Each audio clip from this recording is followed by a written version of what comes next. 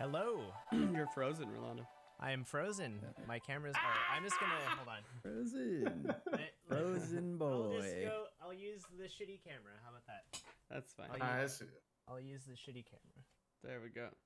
All right. Now you're not frozen. There we go. Welcome to episode 144 of the Anime on Difficulties show. I'm your host this week, Rolando, joined by Alec, Drew, and Mark in alphabetical order. Oh wow. Poggers. Yeah.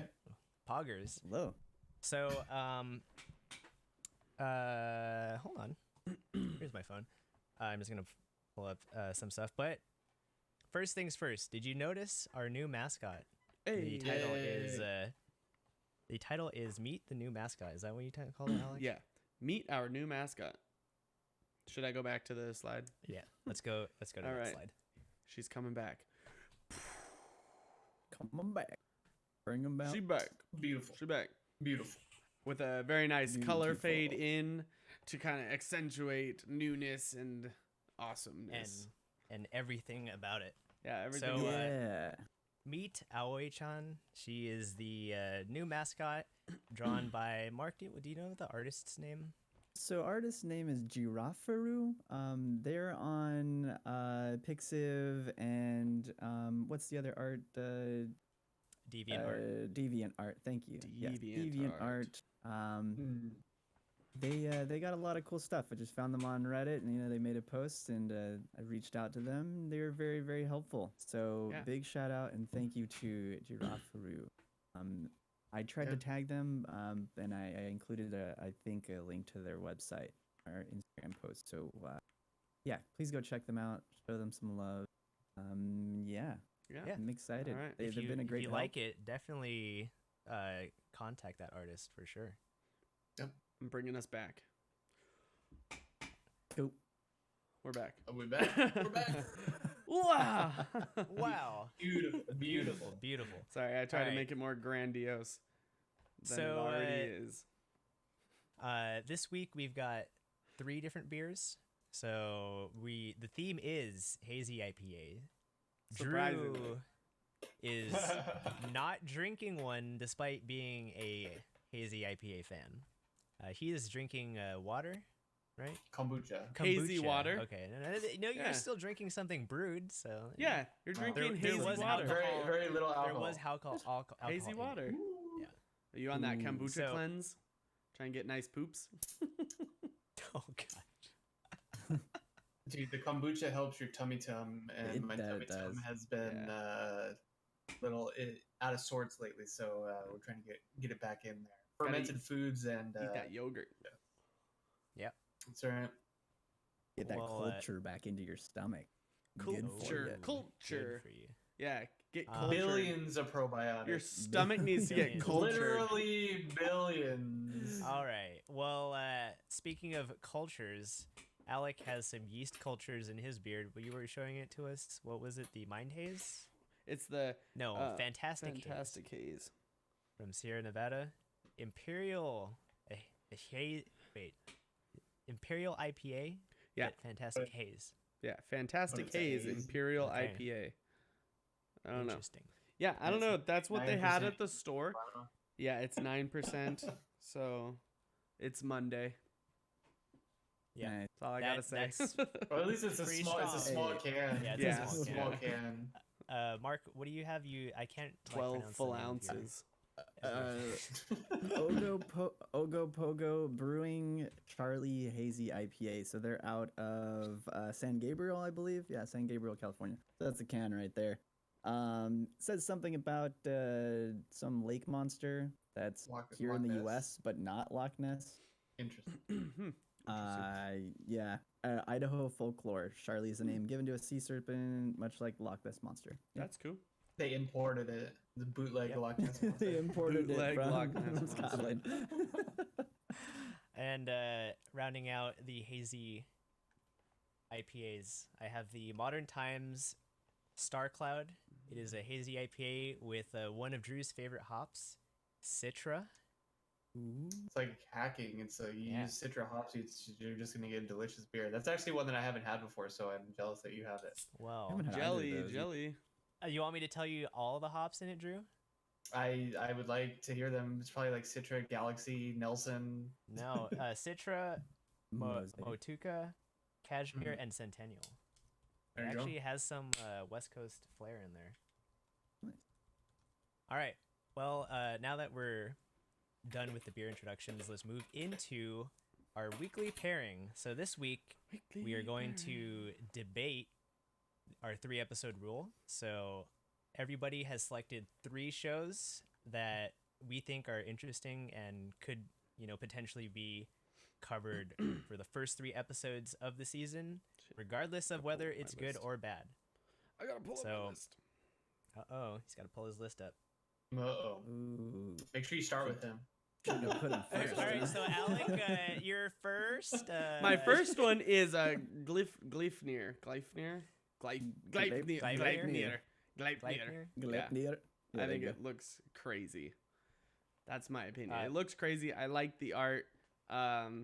It looks like it could be really bad, which, come on, that's my style. Oh yeah, you're the connoisseur of the bad shows. I'm the connoisseur of watching ridiculous shows. I don't know, but you said you watched the manga, Mark.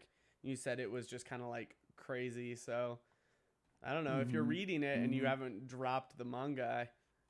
You've been pretty good about your manga to anime suggestions, so I'm gonna give it a shot. Yeah, That's my first. Yeah. suggestion. Wow, Mark I don't know is if we want to jump out trusted. of line, but I do have this one on my list as well. Yeah, this is gonna be. I believe that this is gonna be a show that either you like it or you will not like it at all. So, I think giving it a 3-episode rule will definitely settle the score for whether or not you're gonna be into this show. You're either gonna like it or not. So That's the vibe I get it's from the crazy. trailer. Like, either you're gonna Yeah. hate it off the bat, but just try, or you'll like it. I think I'll like it because I like weird ass shows. I'd say give it a shot. It's definitely unique and it's weird and crazy. Definitely So unique. And the preview is kind of wild. Yeah. and the tags. The for the comedy drama etchy. That's the etchy. Yikes. Yeah. Whoever read that synopsis was like, that's probably like a comedy. It seems kind of Yeah. crazy. He's a giant furry animal. Sure. That's funny. Yeah, like Not Barney. not Like Barney, right? I don't It's know. a about children's show. Not, that. Is Barney yeah. Barney's a Gleipnir? Apparently. maybe He there's just might some be. guy who's just trapped inside of Barney's body and just can't get out or something. What if that was anime right there? Just that premise. Barney, the one true anime, the No, original. no, it's about behind the scenes of Barney, but the guy is actually just trapped in the suit. And he hates it. He's like, you hate me and I hate myself. Trust me. I'm stuck here. I've been stuck here for 2 years. I miss my family. Please help. That sounds like more of an existential Yeah. anime than anything. Sounds like a it's comedy getting very drama. Evangelion, like this guy just is trapped. A dark and- comedy. Dark comedy. Oh man, Alec, what are your other 2? Well, let me get to my list here because I don't remember all the names. Oh, so after kind of going back to it, I think it's the Appare Ranman, the PA Works one. Like, I don't know. We've had good PA Works shows. We've not had good PA Works shows. So I'm going to give it a 3-episode rule on that one and give it a shot, even though I don't think I'm going to like it looking at it, but maybe I'll be surprised. So that's my second one. And I think it's just worth it because it's PA Works, and that's 100% of my reasoning. Okay, that's fair. Yeah. What of the PA Works shows that you said were good? Which ones would you say were good? Not Sakura Quest. bringing Now I have to my- remember all the he's names. bringing my I'm mouth. Googling He's it. I'm trying to- Googling it. He's trying to think of. Googling it. I'm Googling it. Lagoon. See, this is Black Lives Angel that Beats. That's I why liked Angel Beats. it's interesting that you bring this up because the last show we covered Shirobako. on here was Soccer Quest, right? Mm-hmm. And that was Last a PA Works show. long time ago. Yeah, that was when the podcast started. Yeah, that was one of our Beginning. first shows. So it actually would be interesting, I think, to give it a shot, especially knowing that was it the last one that I saw was what Fairygon, and I gave that like 3 episodes and kind of dropped it. I barely made it to the 3rd episode. I think I was like a part way through the 3rd episode, and I was like, no. Nah. Well, this is what I was already gonna watch because I wanted to watch Wacky Racers. It basically sounds like Wacky Racers. Yeah. Racers. It sounds like a weird like rat race type deal. Yeah. Mm-hmm. Yep. All right. Last one. Oh, hang on. Hold up. Hold up. I don't remember the it. name of it. It's the one, the crazy with the Shin Sakura Taisen. Yeah. Sakura Wars, new Sakura Wars. Yeah, that one, because that trailer just like so hype. It's got everything. You got the idol, you got the dinosaur, you got ninjas, you've got little robots, you've got big robots, you've got random samurai fighting. It's dope. It's got everything. And that's why I'm going to give that problem is assuming this is going to be your introduction into Sakura Wars. Yeah. Never seen it. This is what gets me started with just covering it. He's gonna be like, I gotta get all the games for PS2. It's like I just ordered like 3 games. I just ordered a bunch Amazon. of vintage On Amazon. games. They'll be here in 3 months. They said Prime, but they'll be here in January. Well, when I get them, you bet I'm gonna play. You bet I'm gonna play. that. You won't hear from me for 4 weeks. Yeah, that actually looks interesting to me. It's done by Studio Sanji again, so that's the one that did the recent 2 seasons of Bang Dream. So it's definitely going to be like higher quality on the CG animation aspect, which it does need because it is like a mecha samurai-ish. Like it's like think of like an old west steampunk type of show, not like necessarily steampunk, but like think of like maybe Japanese-ish steampunk, samurai steampunk. That's probably a better way to describe it. Samurai steampunk. I don't think I know what that looks like. I'm gonna Google. It looks like Sakura Wars. Okay, all right. Now I know. All right, Drew. You got 3 shows on here and some descriptions. What do you got? Oh, was I supposed to write? So Kaku Shigoto, it's I don't know, like I feel like this show's not going to be funny, but it might be funny, and so giving it 3 episodes I think is going to be the good determiner of that. The premise seems interesting enough for a comedy. It's just I don't know if the jokes will be funny or not. So that's kind of why I picked that one. Yesterday, Utate, and I think at least Rolando, I think you have that one on there. And yeah, Mark has it as well. We always talk about it. We're looking for like the next good post-college or like in college, not a high school romance show. So this could be that. So I think that that one may be interesting. I don't know if I'll like it or not. The description doesn't really do it for me, but I don't know. I think it has the possibility to be good. And then the last one, I had a hard time picking between what I chose and the other one that I was going to go with. So it was between Art and Listeners. Listeners is a Mappa show, and it sounds like very bizarre and crazy. Art, though, I think has the possibility to be a little bit more unique. There's not much like it, and like I have here, there could be some good talking points. Although I think it may end up being boring. So I don't know. Those are the 3 though. I think they're good in terms of like they're unique enough, and they're not shows that we would typically do. It might be interesting to see at least 3 episodes of them. Kakushigoto was that the dad and the daughter? Yeah, the dad and the daughter, and the dad's like a manga artist, but it's like an ecchi. Okay, got it. He's the hentai artist. It's a surprising show for you to pick. I'm kind of surprised by your choice in that, but I'm glad you're at least giving it a shot. For Drew? Yeah. It doesn't seem like a very Drew show that's like, I don't know. Wow. It reminds me of like Usagi Drop. And I'm sorry, Drew, that you have to be subjected to this judgment. He's making assumptions about you in 2020. I'm just saying this thing. You're making an ass out of you and me.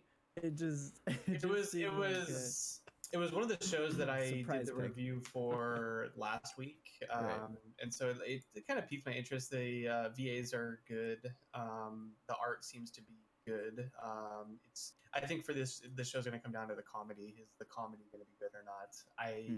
doubt it, but I want 3 episodes to find out. All right, cool. Right on. Cool. Mark, what you got? To be fair though, Mark, I probably won't like it. So there's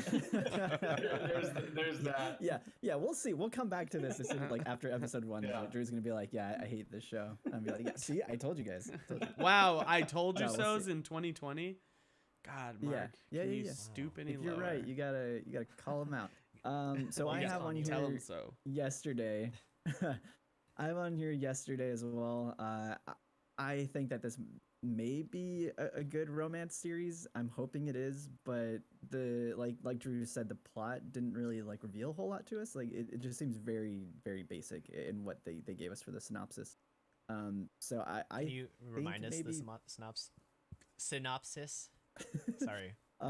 So here on AniChart, it says the coming-of-age story follows university graduate named Rikuo, who has not been able to find permanent employment after college, mysterious woman named Haru, who has a pet crow, and Rikuo's former university classmate, Shinako. Like, that's it. So that's just telling us the 2 characters I'm who gonna be involved. honest, that sounds like a seinen plot line right there. Yep. Post So, college life. yeah, I mean, let's figure out what happens. I hope it's good. Like, we haven't had like a good romance show in a while, at least. I mean, I know people like the Science Fell in Love last season. That's a not romance. I wasn't a big fan of it. Just So be glad you didn't watch it. like a general romance show. You know what I mean? Like, not like weird gags and No like gimmicks. stupid humor. Like, Just just like a true romance drama. show. You know? I Yeah. ended up actually watching that show to the end, and at the I'm end of sorry. at the last episode, I'm like, wait. All right, I'm disappointed that I watched this to the end. Yeah, you should have been. It took 1 episode for me to figure that out. So much time. There are spent so on many that show. references though. That's what kept Doesn't me in it. matter. It's just so stupid. Yikes. Yeah, I couldn't do it. Yikers. So the next one I have on here is Namiyo Kitakurai. So this is the one about the girl who gets basically tricked into becoming a radio host. This one seems like it could be funny. It kind of gives me the feel of what was that show? It starts with an H. The comedy show. Starts with an H. Yeah, it came What's out it like about? who, the guy who adopts the girl who is like from a different world, but she has like telekinetic powers. It's on the tip of my tongue. You know, like I can think of like a bunch of different shows that have that premise, so that doesn't. How Hinamatsuri. Hinamatsuri. There we go. Okay. Yeah, It's it like- seems like it could. It seems like it could go the way of Hinamatsuri, like just like really stupid, weird gags, and like they're Adult either gonna be humor. funny. Yeah, adult humor. So That show's yeah, I'm great. hoping that this one's good. Yeah, that's a great show. Yeah, so the radio Excellent. show is gonna be my second pick. Third pick, like I said earlier, is Gleipnir. That's gonna be a wild one. I think people should give it a shot, and then Mhm. if you don't like it, then drop it. All right. Cool. Well, two of my shows are repeats, so I also have Yesterday and Namio. But the other show that I selected was Listeners, and like obviously it's got Mappa at the helm, and it just looks so weird. But I do like that weird. the premise of it is like sort of like music-ish related. It's just I tend to like shows that involve music, obviously, but this one sort of gives me a Fooly Cooly vibe, just because it's like these 2 main characters, and it's just so like bizarre and outlandish. And then like when we saw that trailer last week, it was just like, what is Weird. this? What is going on? But it actually it caught my interest. So Yeah. I'm definitely at least going to give it a 3-episode rule myself. Same. I don't know. There are some shows that you guys put down here that I actually think might be more interesting to talk about. And that's why I went with art as opposed to listeners, because I think it's like the discussion that it drives will be a little bit better. Whereas listeners, I think will just be like a fun, wacky show. Yeah. Not much to talk about. Well, it also probably is going to be more hyped than some of these other shows, so Yeah. that's where I would guess like we might cover it anyways. Mm-hmm. So we maybe have a better use to put it towards a less known show. Sure. Mhm. So, well, what after seeing all of these, what do you guys think? Like, let's think about one show. Like, what's the one show out of this whole list that you think? Let's start with you, Drew. I think yesterday it's kind of 3 out of the 4 put it here. It's kind of a show that we always mention that like we want to see, and we're kind of in the dark going into it. There's not much known about it. Probably a lesser watch show too, so I think that might be one that I definitely lead to, at least from this list. All right, Mark, what about you? I talking about. I Sorry, think cut out. I'm gonna. Say again. Yeah, sorry. Like for talking points alone, I think yesterday is probably gonna be my vote too. Okay. I think if it establishes characters well, if we get like that, overall story, like we know kind of like how things are shaping up in the first couple episodes, I think that may be something good to kind of get different conversations going. I wanted to say Gleipnir, but like I already said, it's gonna be polarizing. So That might not be a bad thing. Alec, that's true. what's your one vote? I was gonna say Gleipnir. Gleipnir? Yeah. I think it could have, if it's interesting and not just weird, I think it could have a lot of talking points like we're talking about. But it would require all of us watching it. And if we don't all like it, then that's not going to happen. But I'm still going to give it my vote. Okay. I know that's a valid point. The fact that you think it'll be polarizing is probably going to spur some sort of discussion, right? I hated it. I thought it was great. Why? Well, let's find out. Yeah. I would say my vote personally is going to be for Namio, because it does seem like sort of like a weird odd one out. So right now, yesterday is in the running. I think we agree yesterday should be one of the three. Yeah. The show. Yeah. What about? I can remove one of mine off the bat. I can remove Sakura, because I don't think that's really going to provide much. Okay, yeah. To our group here. I'll remove listeners from mine because I feel like that's a show everyone's going to be watching anyways, so might not be worthy of a 3-episode rule thing. So yeah, you can get rid of Kakushigoto too. Like I don't think there's going to be much to talk about, and it's just either going to be funny or not. Okay, so then basically our choices are Gleipnir, Namio, Apparanman, and Art. So of these 3, wait, was that 3 or 4? I can't count. Gleipnir, what'd you say? Art? Gleipnir, Art, Namio, and Appart. That's 4. That's 4. So of these 4, let's narrow it down to 2. So people in favor of Gleipnir, raise your hands. Yeah. Okay, that's 2. People in favor of Apparanman, raise your hands. How many are we voting for? Just one. Right just 2. Oh, okay. 2. We're just voting for 2. Are you changing your vote? No. Okay. People in favor of where is it? Art. I think. Okay. So are we also voting for this if we're like gonna watch it? I feel like I'm gonna watch this like to the This is just to cover on the show. I'm gonna say it doesn't matter if you're gonna watch it or not. It's my second. Okay. And then people in favor of Namio Kitekure. Well, I mean, I voted twice for 2 other shows, and I don't think anyone's gonna vote for that show. So. I already voted twice. All right, so looks like Apparanman and Gleipnir. Or no, there was Gleipnir and what had the other one? Art had 3, right? Art had 3, and then It's between had Apairanman and Apairanman and Gleipnir. Gleipnir. Okay, so between these two, I guess we'll have to go to a randomizer. You want me to do it? Yeah, if you would please. Yeah, I don't want to do it because actually I can do It shows your IP. it shows my IP. Yeah. Okay. Ranman and Blight Boy. Randomize. Gleipnir wins. All right. Right. So our choices are Yesterday Otate, Art, and Gleipnir. That's a very odd collection of shows, in my opinion. They're very eclectic collection of shows. What? They're very different.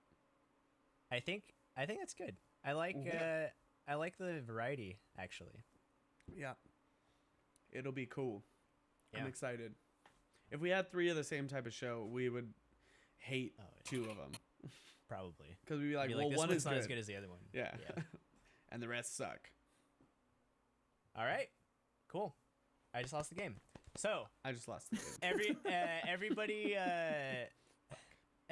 cool with that. Mm-hmm. So just as one more time, for the next 3 episodes of the podcast, we will cover one of each of these shows. So next week, let's say Yesterday will be which one's airing first of Yeah, these that's 3? what we need to figure out is when they premiere. So I'm on Andy chart right now. So whichever one airs first, let's cover that one next week. Arte comes out in 4 days. Yesterday And comes then, out in 4 days and 12 hours. And then Gleipnir comes out In 5 days and 10 hours. So and that's 10 the last one. All right, well, let's just go in this order then. So next week, we'll cover the first episode of Yesterday. In 2 weeks, we'll cover the first 2 episodes of Art. And then in 3 weeks, we'll cover 3 episodes of Gleipnir and then kind of come back to the other 2.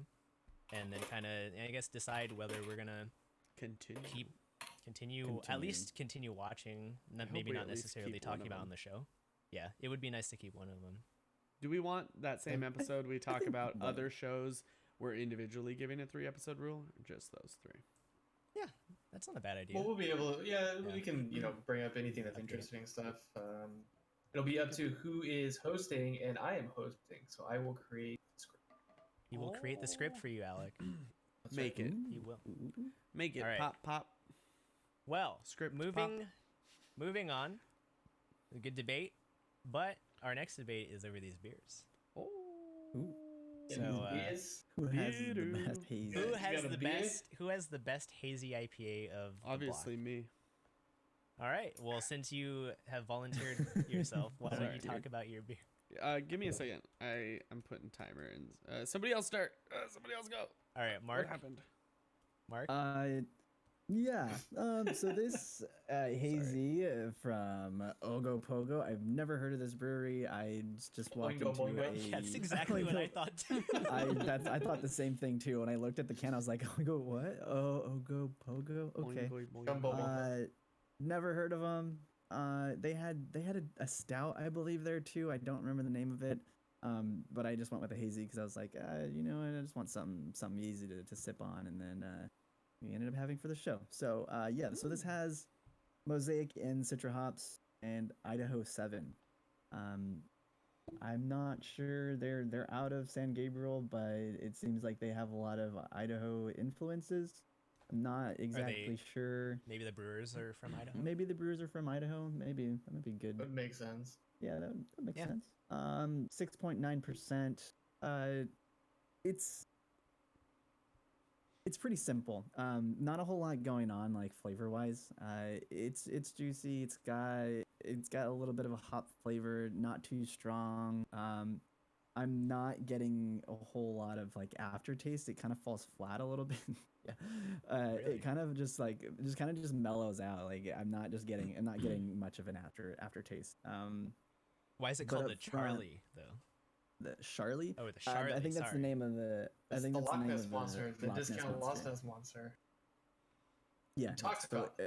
yeah, on the can. So here it says, in Idaho folklore, Charlie is a name given to a sea serpent, much like the Loch Ness monster, that is believed by some to live in the deep alpine waters of Hayet Lake near McCall, Idaho. I didn't know U.S. had a Loch Ness monster. Apparently They do. don't. They have a Charlie.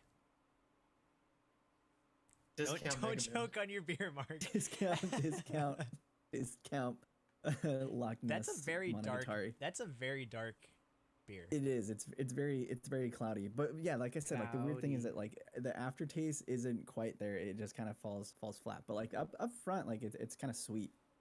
So what is that like, glass? Is it Street Fighter? Oh, it's got a bunch of video game stuff on it. Yeah. Oh, it's that glass. There's like a Street Fighter there. That's cool. There's Link, serving beers. Mario awesome. and Luigi. Oh, they're cheers thing. Yeah, Sonic, Tails, Knuckles. Yeah, it's That's really cool. Dude. That's a cool glass. I want one. Where'd you get it? I'm not telling you. There's there's an Instagram that I follow that just has a bunch of random beers. Instagram model made that. Nice. Wow. Instagram model. Wow, that's amazing. I didn't know Instagram models were so talented nowadays. Hey, anybody could do anything. Just gotta put your mind. I'm to not it. saying that they can't.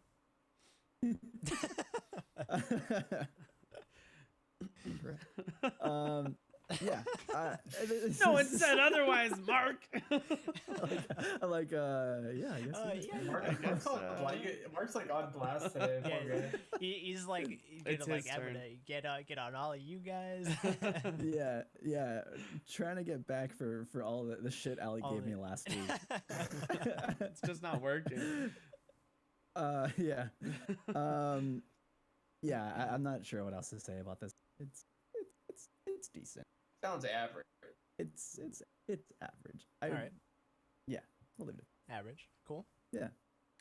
In particular with that beer, actually, Mhm. would you find it comparable to any other of the hazy IPAs you have had, or maybe we've had on the show? Yeah, you know what? One of the Brewery West hazies that I recently had. I'm trying to think of which one it was. It's not the LA or Hollywood acid one. The alligator one? Yeah, the alligator one. Because I remember you saying that was kind of like so. Yeah, it's around that. Like it just seems like it's like your kind of average hazy IPA. Not a whole lot of flavor going in. Not a whole lot of like flavor on the aftertaste. At the very end. It's just you just get like some little bit of a hot bite, and that's about it. A little bit of sweetness, but I don't know. I'm not getting like an explosion of like flavor. I'm not really surprised at all. It seems like it's just like a pretty safe hazy. Like it's decent. It's good, but it's not blowing me away at all. All right, cool. Alec, your haze imperial was it just haze or is it Fantastic Haze. Why am I not looking at the can? Yeah, Fantastic Haze Imperial IPA. I was trying to pull up the Sierra Nevada website to look at the can, and the can's right here. Yeah. But I did pull it up so that because you guys like to know the hops. It's Chinook, Azaka, Amarillo, Idaho 7, and Strata. Idaho 7. 5 hops. Yeah, that one's the same. I recognize Trinity 7. Trinity 7. But as far as everyone take what I say with a grain of salt here, I'm just going to throw that out there because I don't really drink IPAs. So when I smelled it, it smells sticky, if that makes sense. Like that fruity, when you smell like dried fruit. Yeah, like thick, syrupy, dried fruit smell.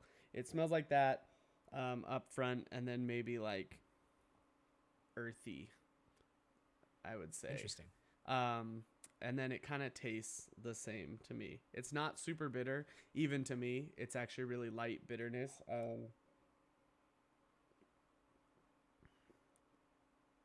Yeah, it's like citrus and then hops, and it's like hops on the side, and then it washes away pretty quickly. It's like medium carbonated, and then it's just citrus juicy at the end. It's kind of like mango pineapple is like the flavors tropical. I think I have. Yeah, tropical.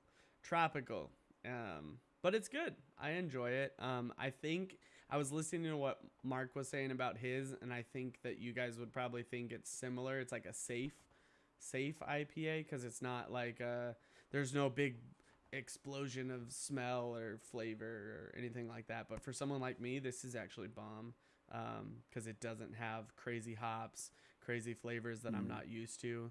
So it's like if I were drinking a stout, I would feel like you guys, oh, this is pretty bland. But I like how kind of bland it is in comparison to other hazy IPAs would be. Okay. Yeah. Okay. Well, Sierra Nevada like tends to play it safe with like Yeah, a for lot of sure. their beers. Like they have good flavor. Like I've tried mine the haze, and that one's pretty good. Like for the price and for what you're getting out of it, like it's a pretty good beer. It's okay, yeah. Yeah, like it's not gonna be like terrible. I don't think I've had like a bad Sierra Nevada beer. But yeah, it's just like an explosion of flavor that you know you're expecting to get from like some of these smaller places that really put like a lot of love and trying to go kind of crazy with some of their experimentations. You're not quite gonna get that out of Sierra Nevada. But yeah, I'm It's a sure I solid beer. want to try it now. Yeah, I want to It's try good. it now just because Sierra Nevada, you know. I think you'll like it, and it's 9%, so it's like And there's one and also you're that. good. Value. Yeah, Value. honestly, I value. like when you said like it said Imperial IPA on there and it just Yeah. said haze. I'm like, is that an actual hazy IPA? But I guess it's just an Imperial, so that generally implies that it's stronger, even though that's A not double. really. That's just IPA, now or- how it yeah, that's is the just implied nowadays, even though way it's it not really does what it. it was. yeah on 'Cause the. I remember on a previous episode, you found website? out what Imperial. Yeah, meant, originally right, it Tom? was beers brewed for Imperials, and they tended to be stronger, just because they were. Just because there was No. not like a No, I think particular Because of the way that they are. I think it was because the styles they were giving. I don't remember exactly, but also I'm sure stronger beers, like with whiskeys, some people give higher alcohol things higher value. They're like, oh, it's high in alcohol, it must be like worth a lot. I just assumed it was like it was higher in alcohol, so it could last longer on Maybe. travel. I mean, it could be that too, because it would definitely age better over a 9-month voyage across the ocean. It grows in percentage. Yeah. It is now That's funny. It just- 17% upon landing. It's like maybe it actually was just a straight like 4 or 5% beer, but then by the time it got to whichever royal it was, let's say it like went over to Russia, like like Britain or Russia or something like that. And he's like, oh well, it's now a 9% beer, so You're welcome. You're all right. I don't. Sorry. you're like, oh these English, they love their beer strong. It might also be that they put more yeast in it so that it could make the voyage, and then as that fermented, it makes more alcohol. So Yeah, you that could be onto actually- something. That could be a thing. Well, Yep. Sorry, real quick. So I found the website where I got the glass, and I just want to mention it's from beerglassclub.com. So their designs rotate really frequently and they sell out pretty quick. So sometimes they'll Get 'em while bring they're hot. back old designs. Yeah, but definitely like follow their Instagram. It's the same name, Beer Glass Club. they got And some that way you glass can club be alerted of like whenever they get new stuff, because they always take like recommendations or whatever, or they'll make like limited series, or they'll make just random stuff, and then they'll only have it for a limited time. But sometimes they'll bring back some of the old stuff. So yeah, check them out because I wanted to buy a Legend of Zelda one that they Yeah, had. they and have it sold out super quick. They have like a bunch of cool glasses on here. You can subscribe to never miss a release, and I'm that is just what gonna I'm doing right Bring this Oh, they got a over Rick here and Morty set too. real quick. Oh, it's Yeah. not loading for some Yeah. Oh, reason. that's out of stock. Yeah, like most stuff is out of stock. Yeah. Yeah, the Rambo Meeseeks one I've been trying to get, but they bring it back pretty frequently because it's super high in demand. So I'm yeah, showing it on yeah, stream here. I'm gonna subscribe and Ooh, the Zelda check one's them. cool.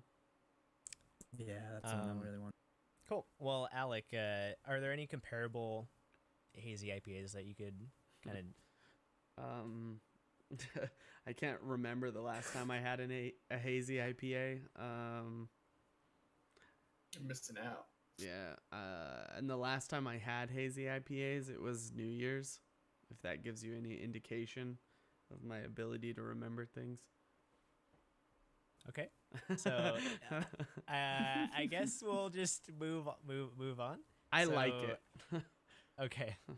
So once again, I have the Star Cloud from Modern Times, and this beer, I don't particularly know if Alec would like it, but I think that Mark and Drew would like it.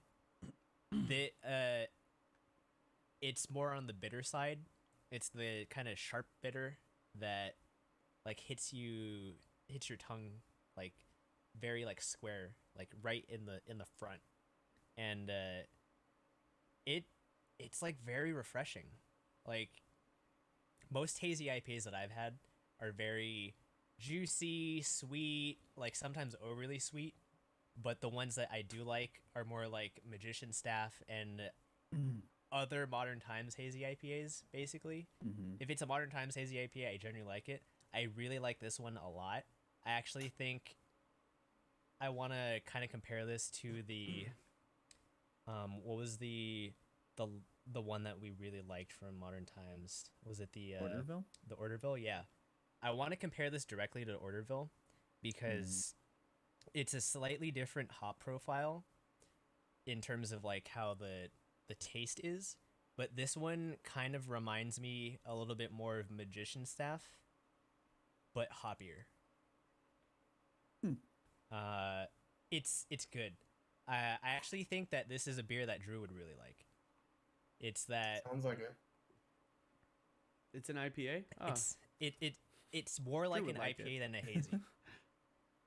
if that makes sense. It's more IPA-ish than juicy. Is it piney? It's very piney. See, then I would like it. Oh, I like those Piney the hazy, Elder? piney IPAs. Yeah, I don't think Alec would like this beer at all. I don't Actually, like it. in all I don't like the actuality. piney. I like the citrus. I like when the bitter's on the side of my tongue, not in the front of my tongue. No, this is like very square in the front of your tongue and like kind of lingers, and it's actually really refreshing. You mentioned Pliny, like it has a little bit of that crisp refreshness that you have when you drink Pliny, but it's obviously not as bitter, and it doesn't linger around as much. But it's very like sharp, but the juiciness of it and like the haziness kind of like mellows it down a bit. I So still have that to try Pliny. if you're looking into transitioning between a hazy IPA and going to more West Coast style IPAs, because this definitely has some West Coast hops in it. Like this might be the one that you want to try because there's so much like just like the word I can think of is just refreshing. Like it's just like a really crisp, refreshing taste, like hop taste, in my opinion. Modern Times has got some Sounds crazy nasty. stuff going on right Yeah, now. they do. So like Their seasonal stuff. if you go on their website, I'll link their beer release calendar to the stream here. But they got some crazy stuff going on right now. So like just some of the special releases. The next one that's coming out in May, Alien Radio, which is a hazy Citra double IPA. This next one actually sounds That insane. sounds good, dude.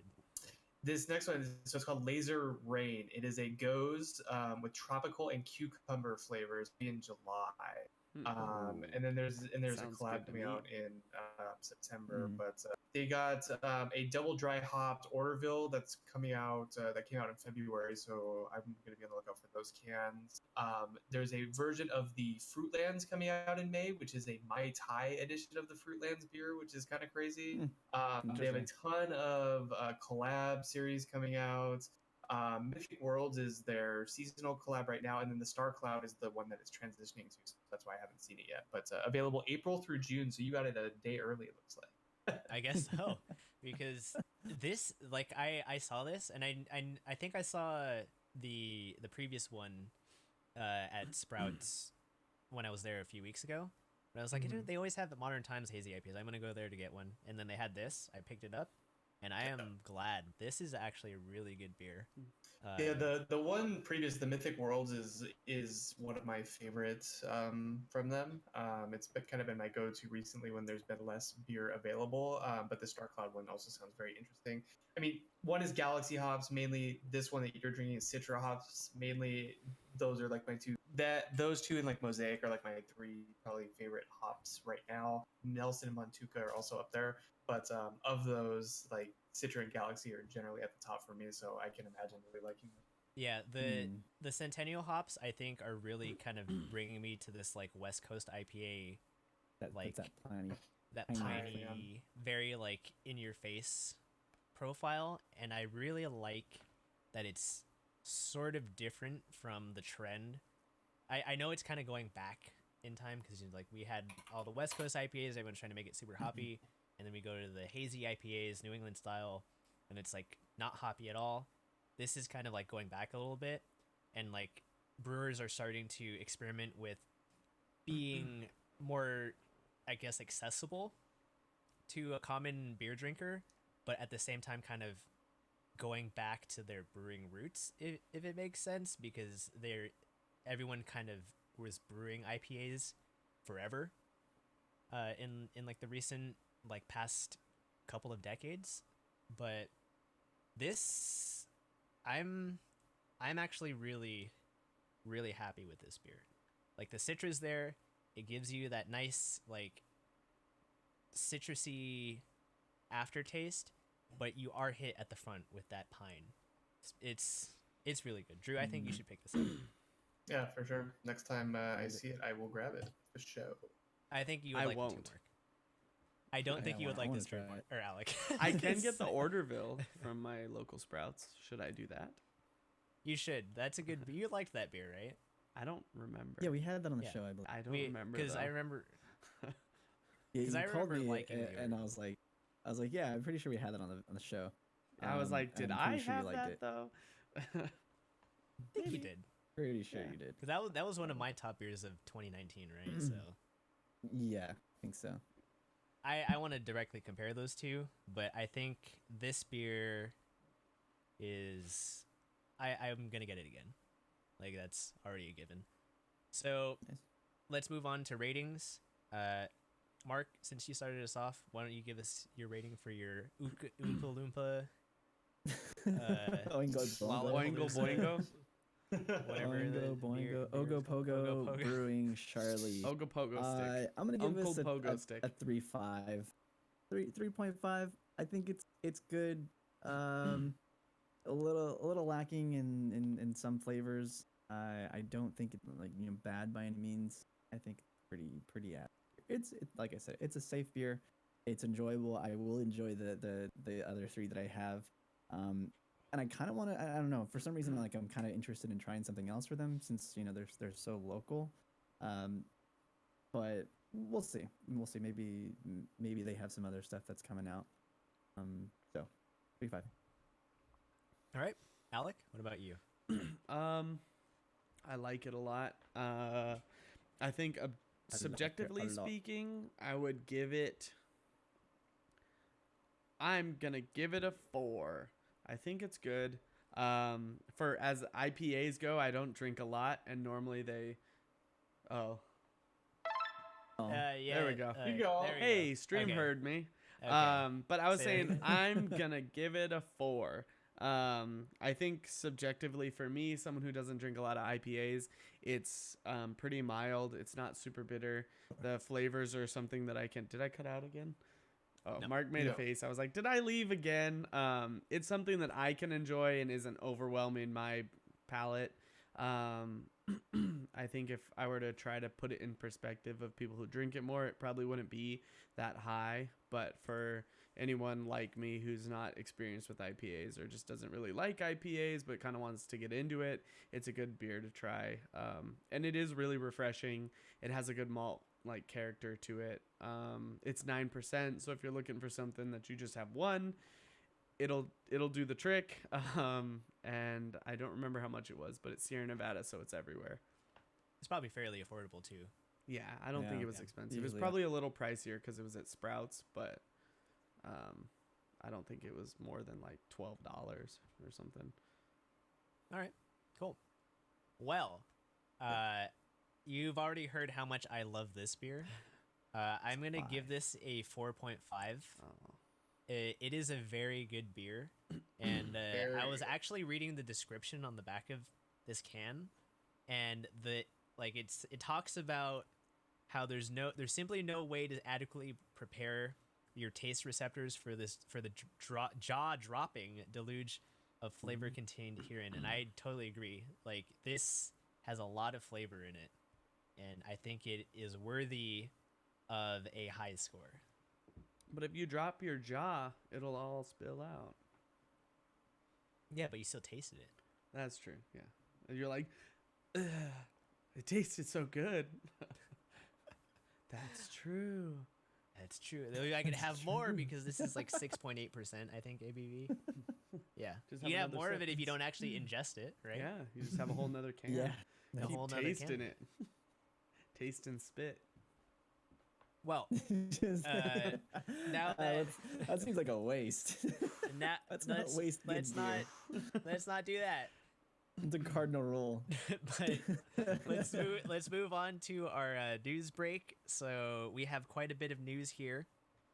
So Beaufry season 2 has been announced. So if you have been following the I don't like violence, so I skilled everything into defense anime, whatever that one was. Yeah.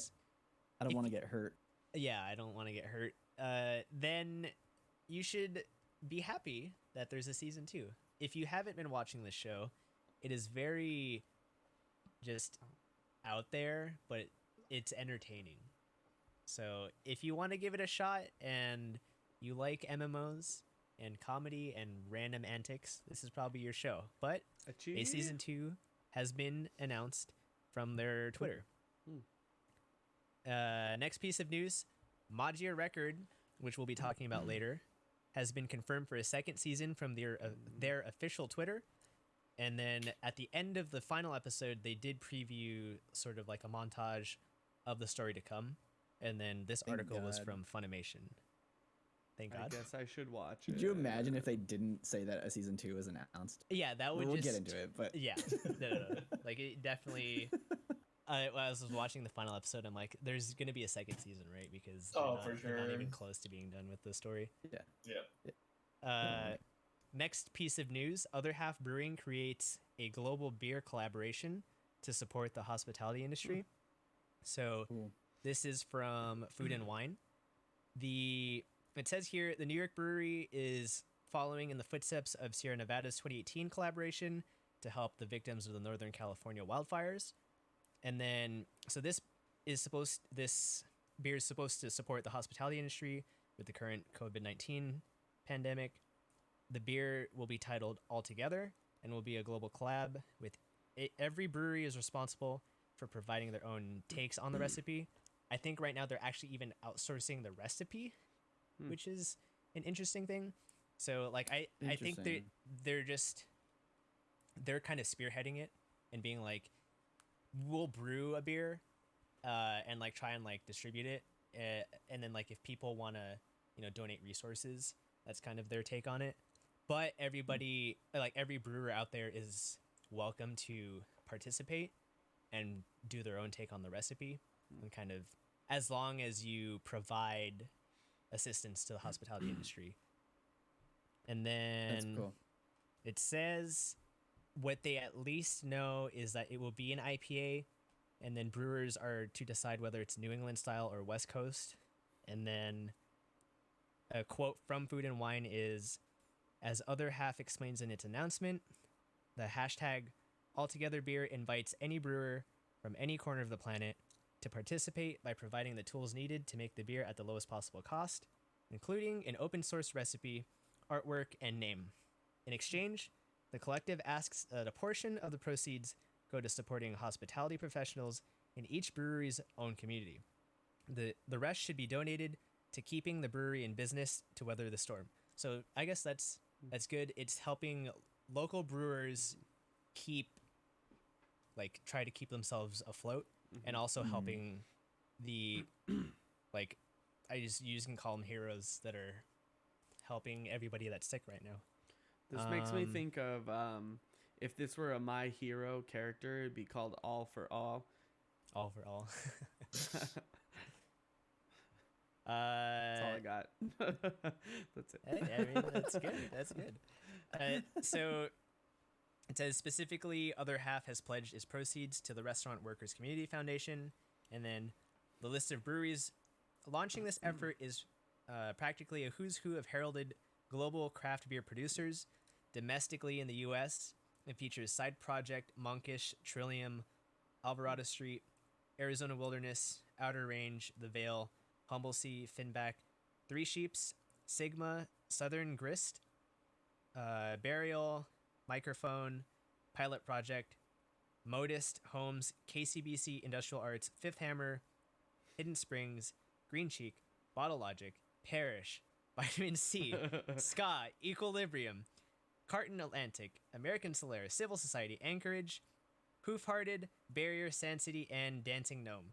Internationally, the list includes Omnipollo, or is it Omnipollo or Omnipolo? I don't know. Omnipolo. I think. Omnipolo. It's from the UK, so I don't Okay. think it's pollo. Yeah, probably not. Crack Chicken. Northern Monk Garage Project looks like from New Zealand, and then Wylam Lervig, Starvanger, Juguetes Perdidos. Yeah, that one you can put that Spanish phrase. Juguetes Perdidos. Whiplash, Boundary, and Collective Arts. So that was an inner San Diegan coming out, and you're like Omnipollo? Spanish word. I'm gonna say Omnipollo. So if you want to check out more details, just go to the hashtag #AllBeerTogether on any social media. There's probably on Instagram and Twitter, and you'll find more details on it. That's So cool. That's a lot of people. That's a lot of really big lot of breweries too. breweries, Like yeah. Probably gonna be Really more big too. Oh yeah, more people. will I'm jump sure. on. Yeah, seeing how popular and how many breweries got together for the resilience. That's what it was called, right? For the Yeah. fires. Mhm. Seeing how many people came together for that was awesome, and how much money was raised. I really hope that this takes off and gets a lot more traction, and Hopefully. brewers start collabing together and choose a style and release a recipe, because this is definitely a good cause for a lot of people who may not be eligible for reimbursements or sort of out of job or struggling to find money right now. So definitely if this takes off. Well, speaking of these brewers being without work, so the next piece of news, Deschutes has laid off 60% of its workforce due to the whole COVID-19 situation. Their aim is to reduce its workforce to prevent the spread of the virus. Something's going on with Skype. Something went on. Skype. Oh, All right. that was weird. You're gone. I'm gone? Yeah. Here you go. Oh. Just restart the camera real quick. Okay. Hold on. There you go. You're Here you back. go. You're back. Oh, I'm back? You're back. Okay. Yeah. So the aim, Deschutes' aim is to reduce its workforce to prevent spread of the virus by having less people obviously working in a crowded environment, and then they want to produce beer with a smaller workforce to help keep their overhead down, I guess, while their doors are shuttered, like their tasting room doors are shuttered. So the owner, Gary Fish, called the move quote-unquote gut-wrenching and hopes to build the business back up once this pandemic subsides. And then that was from Bend Bulletin. Next piece Bend of Orbit. news. Strike Witches Road to Berlin anime promotional trailer reveals an October release date. That's from Anime News Network. If you are a fan of Strike Witches, then I like be Strike happy Witches. for more Strike Witches in the fall. Strike Witches is cool. Next, G-Kids will be streaming 18 films for free from the Canopy Library, including 3 anime films and the Studio Ghibli documentary, The Kingdom of Dreams and Madness. So this is from Anime News Network again. The anime films will include A Letter to Momo, Patima Inverted, and Welcome to the Space Show. Momo. Nice. A Letter to Momo won an award at a film festival last year, I think. And now you can see it for free. You just register for For an account free. at the Canopy Library. So, Last year? No, it was a couple. was it 2018 maybe? 20 came out in 2011. I know it won an award. So it won an award in Came out in 2011. 2011. Yeah. Yeah, in the last year. Yeah, last year. Yeah, that was last year, right? Yeah. What year? Are He's we like, in? wait, what? I remember seeing his name somewhere. Next piece of news: Netflix's Castlevania animated series is confirmed for a 4th season. Didn't we just talk about how it got a 2nd season? Like just got recently? a 3rd season. Oh, okay. Yeah. Well, we just talked about that, right? And then now it's confirmed for a 4th season. That's from Anime News Network. And then final piece of news from Anime News Network: Funimation reveals part of its spring 2020 simulcast lineup. The streaming service will simulcast New Sakura Wars, Kaguya-sama Love is War Season 2, and The Unlimited. Both Kaguya and The Unlimited are confirmed to be exclusive to the platform. So if you want to see either of those Smashed up Kaguya. you gotta have a Funimation account. So Yikes. I think, sorry, I don't think we included this, but yeah, Crunchyroll also announced their list of shows for 2020 as well. And that includes Tower of God, which is their Crunchyroll original, My Life as a Villainess, The Eighth Son, Are You Kidding Me, Shokugeki Season 5, Woodpecker Office, and... and One Piece. One Piece. Oh, yeah, that new show. One Piece. New show. Yeah, that new show. But you should watch it. It's really good. It's a really good show. You guys should watch it. It's new? Yeah. Yeah, he's read the manga. It's pretty short, like real indie kind of. It's got a couple episodes. Yeah, you may have to. It's got a couple of chapters out, so like you maybe want to catch. It's like up one guy. One guy working on it. It's just about one guy making friends. One Piece. One. Yeah. All right. Yeah. All right. Well, yeah. Thank you for that, Mark. We didn't see that one earlier. They haven't announced a couple of their other slots, so I'm assuming they're trying to save that for more news. That's why I didn't included this in here, but I was like, I don't know why they don't just reveal what shows they're gonna have. Funimation seems to be. I mean, like Funimation is seeming to grab like a lot of really good shows. So why not just say what the yeah, why not just say what other shows you have? Like, I mean, I don't know. I don't know. Well, so people will hold on to their subs for as long as possible before they realize it's useless. Yeah. For this season, not in general. Maybe you still like it. Maybe people want to watch Shokugeki Season 5. I don't know. I don't. But moving on. So that was our news. Moving on to our happy hour. So back to our Orishiri, second and last episode of Nisei Monogatari, second and last episode of the Skihi Phoenix arc. So Drew, our resident not just Nisei Monogatari, but Monogatari expert. Nisekoi expert. Do you want to lead us through this discussion? I see you have a bunch of points on here. On episode 10. Do, yeah. Kind of like a bridge episode into the final, so it's like I want to talk about some of these things, but it will spoil the final episode, so I gotta tread lightly here. Just a couple of points, make sure everybody is on the same page in terms of like what's happening with these characters. So Yozuru and Ononoki, who were introduced last week, are Ghostbusters, and Alec talked about that last week. Similar to Kaiki and Oshino. And Kaiki actually makes a drop-in appearance to kind of let us know about that. The unique thing about these two, though, as we're kind of learning that each one kind of has their own quirk. Kaiki's a con artist. Oshino, we don't really know too much about it. He's kind of a jack of all trades. And then these two hunt immortal creatures. And so if we're thinking about what this particular arc is called, Ski Phoenix, Phoenix, an immortal bird. That's kind of where it's leading. Araragi makes the mistake of thinking that he is the one that is being hunted. However, he's very wrong, as we find out at the later end of the episode. The other thing we learn about Ononoki is basically she is a familiar. So she's not an actual person. She's like this familiar who is bound to Yozuru through their name. The other thing that I want to talk about. So Shinobu and Araragi, we find out basically they're harmless in the state that they're in. We don't know why they're in this state. I know why, but we don't really know why. But too it's many confirmed. donuts. They don't have fat. functional strength. Shout outs to Mr. Donut though, because that is, if y'all didn't know, that is an actual place in Japan with like those actual donuts, and Mark, Orlando, and I can attest that they are very So, Yeah, I legit cheered. I was like, Mr. Donut, yeah. That golden crunch. yeah. That golden Now crunch. you guys know why I wanted to go so bad. Rolando knew, but Yeah, now all it I made remembered sense. was like this episode has the Mr. Donuts thing, right? Because as soon as like Shinobu popped up, she's gonna talk about I want to go to Mr. Donuts, and that's all I remember I was from like, this what? episode. Yep, yep. Which this Mr. Donuts they go to is like in the middle of fucking nowhere. I was like, why is this? Why is there a donut shop all the way out here? Where are they going? Where are they?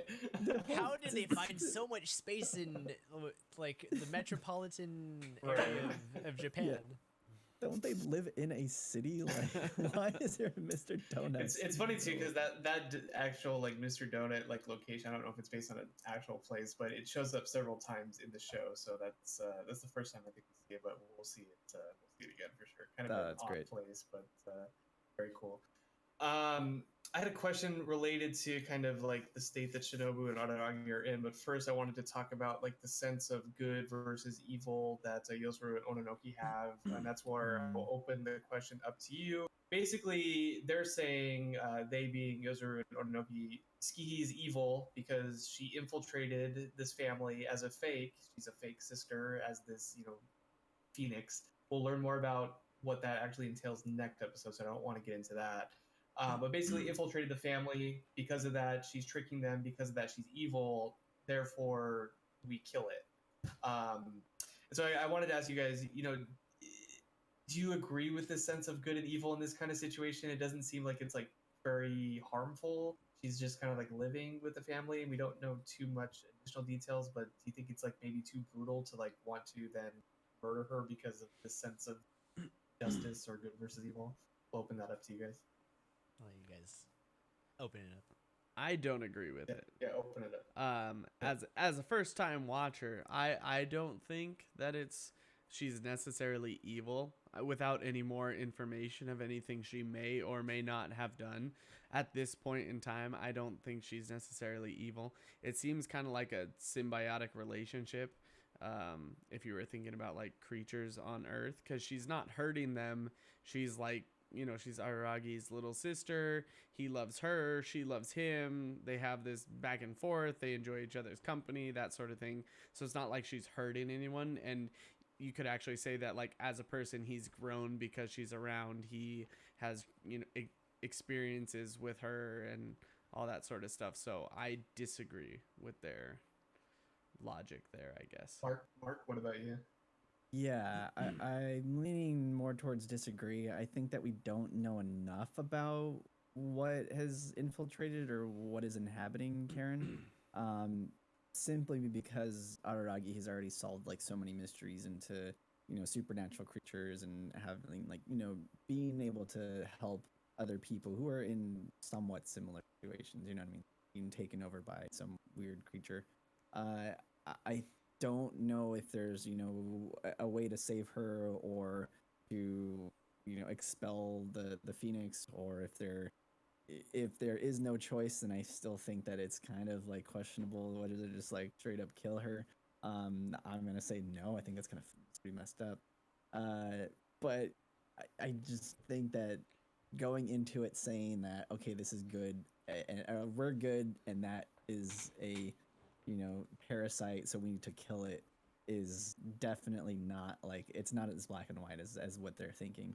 And I think that's where the problem lies. Like I think they're cool characters, and I think that yes, like they should be working like Oshino is, like where he's helping Araragi kind of solve these mysteries and help other people, not interjecting themselves and just solving them straight out by simply destroying. I don't think that's the end. Okay. And I think they said that about themselves too. Sorry. Like that, because he said, what was that? We're not intelligent We're enough. not like Oshino. Yeah. And Or to care about, we're not intelligent enough. was it care about people noticing? They're like, we don't care. I don't know. I thought that was an interesting comment. They're like exterminators. They show up and kill it. Ghostbusters. And they don't care. So, this is something that's a bit more common in Asian folklore, but you do see it a bit in Western folklore as well, especially with like vampires. But a lot of times, a lot of times like these supernatural entities, at least in Asian folklore, like they have to be invited into, like they're trying to find a place to exist and cohabit with like humans. So it's like a lot of times you hear about stuff like they like some sort of maybe like troll or gnome or like whatever is trying to enter your house. Like they want to enter your place of being. Like they're asking you to let them in. And in this case, there's similar like entities that, like, if you have some sort of tragedy in your family, they try and fill that void by taking the spot and kind of like affecting the people around them, the family, into believing that they are part of the family. And I think this falls into more that latter category of potentially, I don't exactly remember the details of what happens in the final episode. This imposter, this fake, could just be the supernatural being that has taken the place of their deceased younger sibling. Now, I don't remember the exact details of what happens. Like this arc kind of evades my memory a bit, other than like some parts of it. But there is like a thing with like these supernatural creatures trying to find their place and like get in there and like find a place to like coexist, cohabit with like humans. Aren't Like we all that just is trying like to a find thing. our place? No, yeah, like that's definitely like a thing. There are a few like beings in Asian folklore that like try and like enter your household. They have to and be like invited in is like a very common thing. Being invited in and being aware that like you're accepting into some other forces that work, whatever that's good or bad. That's like a very big thing. But yeah, also it's like when there's something that is like lacking or people are searching for something or trying to find something, and yes, they will then fill that void, and it's like it's almost like this unknowing like acceptance of that whatever presence it is. And like generally it's in situations of grief that they're easily able to slip into a household and sort of manipulate the family. And so I think in this case, if it's that situation, because I can't really remember it, they're assuming this creature is deceiving you guys, so it's evil. While on the outside, maybe Aragi doesn't find it evil because he just sees that's my younger sister, and it hasn't done anything maybe in particular to do harm to their family. But someone else on the outside can look at it seeing like these people are being deceived. It's gonna commit an evil crime later and like slaughter them, take their life force, like whatever. So I feel like that's more of the two sides of the good and evil aspect. Yeah, I think that's where that like gray area comes in. You have Without this knowing subjective more. person. Yeah. And then you have an objective viewer on the outside who's coming in. So kind of a loaded question, but something to kind of think about, especially as we get into the next episode where they explain a little bit more about what is actually going on in the situation. So we will get a resolution to it, and it is the last episode of the arc, so we made it all the way through. The other thing I was just going to ask is just for like the current state of Araragi and Shinobu. And this is another like loaded question. There's no like right or wrong answer right now, but just something I was thinking about. Currently, they mentioned that they're in a weakened state. Shinobu can go outside. If you can't spoiler it. In other episodes, like they're like full-fledged vampires, like classic vampire. You go out in the sun, you burn out, that kind of thing. So currently, they're not in that state. But in terms of like the sense of like good and evil and Yozuru Orinoki's justice, do you think it's because she even mentioned she's like, in the state that you're in right now, you're harmless. I don't need to do anything about you, because in the past, if she was like truly powered up and they were like working together, that would be someone that they would go after, vampires being immortal, or are they? That's another thing to think about. But do you think like that. right? And Shinobu kind of hints at it a lot too. He's like, you're overthinking this. They're not going after us. And she's like, and she's so funny because she's like, doesn't want to straight up say it to him because she wants him to kind of figure it out for himself. Does she want him to figure it out or us to figure it out? Who knows? Are we growing along with Araragi? That's the main question there. But getting back to like what I was going to ask, do you think they fall under like this immortal category, or are they just harmless and they're therefore going to like let them exist? Again, kind of a loaded question, but something to think about. You mean Ononoki is going to let them exist? Is that what you meant? Yeah. Yeah. I mean, I think that they probably recognize that Araragi and Shinobu are sort of intertwined at this point and don't really pose a risk because of like the state that they're in. I think they also sense the presence of like Oshino and probably are somewhat of aware that I don't think that they're going to cause them any harm or try to influence their lives because of the situation. I don't know. I'm gonna say no. To me, it seems like they'll leave them alone so long as they leave them alone. Like so long as Araragi and Shinobu don't bother them, they aren't gonna bother them. That's what it seems like to me. But then they also seem like if they start messing around, they don't care enough to just get involved and try and fuck them up, even if that's not a smart move.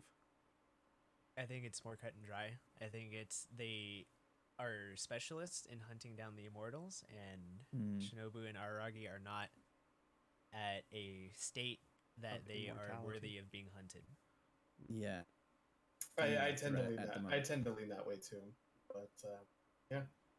Yeah. It's an I do interesting like that.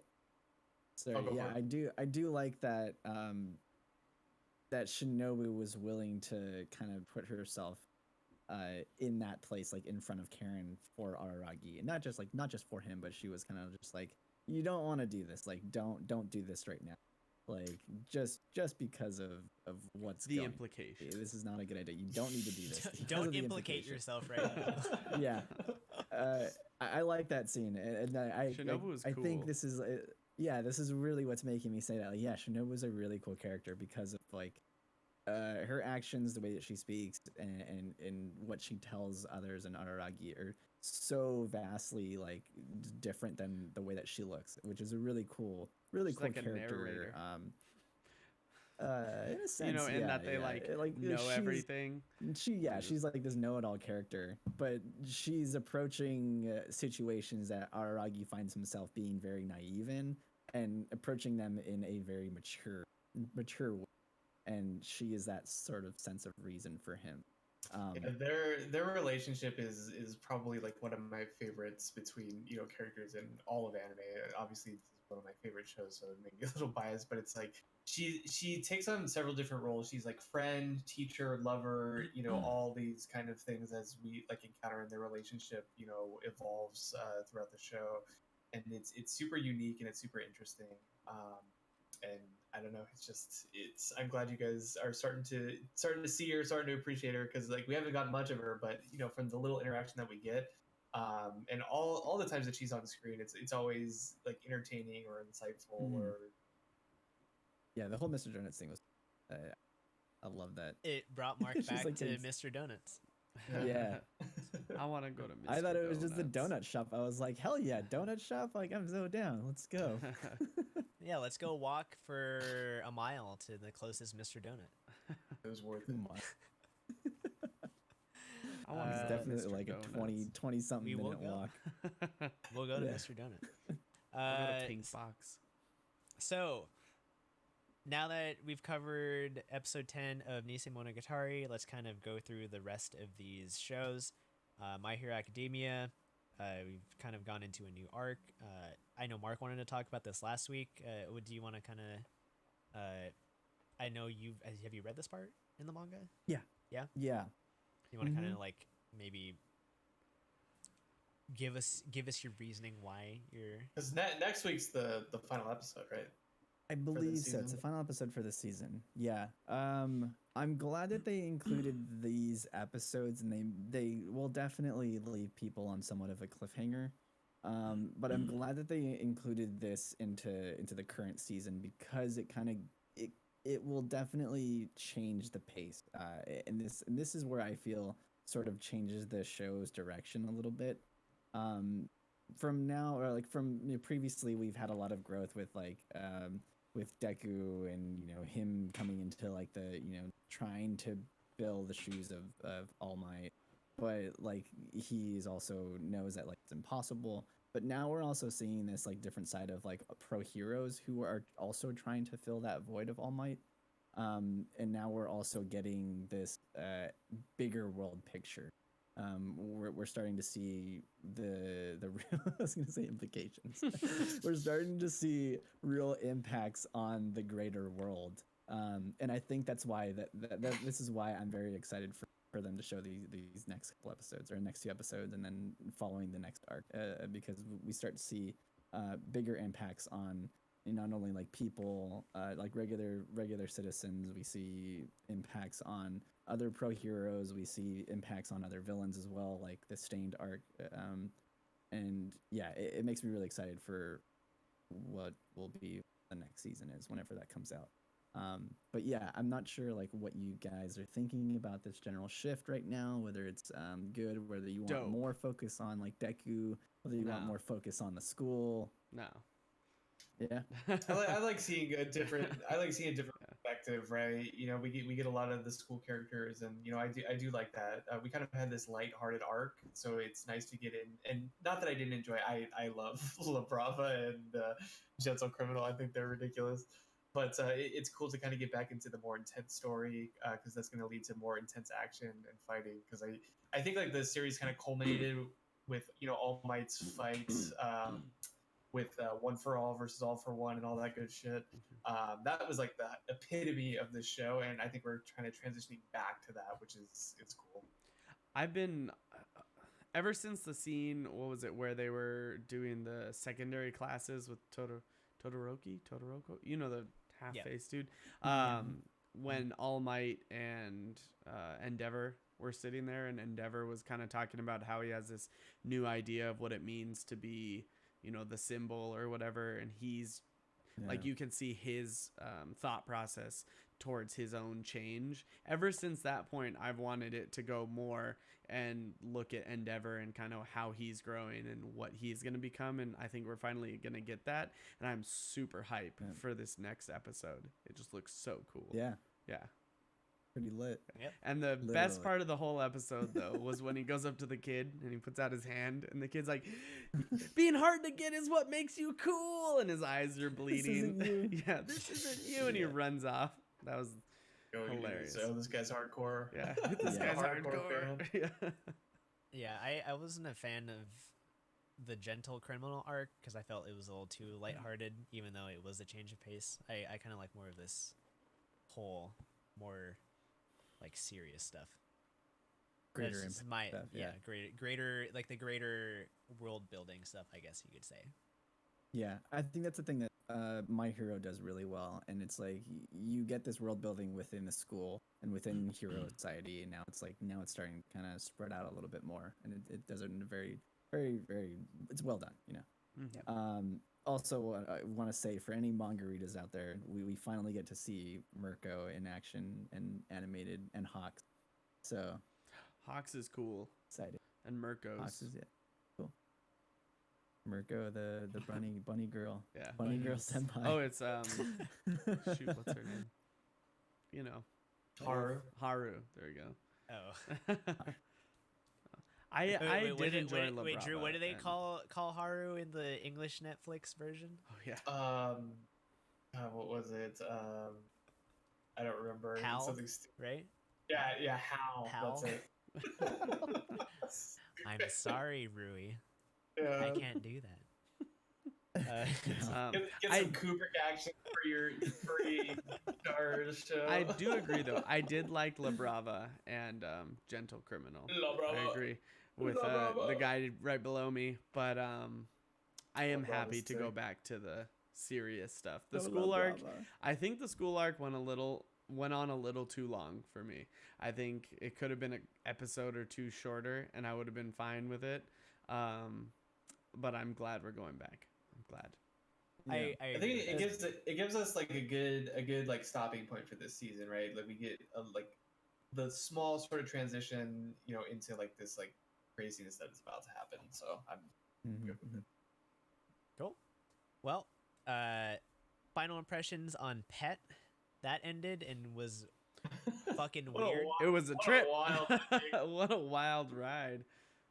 That was a time. Yeah, Mr. that was a time. Tsukasa's wild ride. Yeah, Mr. Or no, Tsukasa. sorry, I should say Mr. Hayashi's wild ride because he was the central Yeah. figure of this whole He series was. for some reason. Yeah. He was brain dead the whole time. Yeah.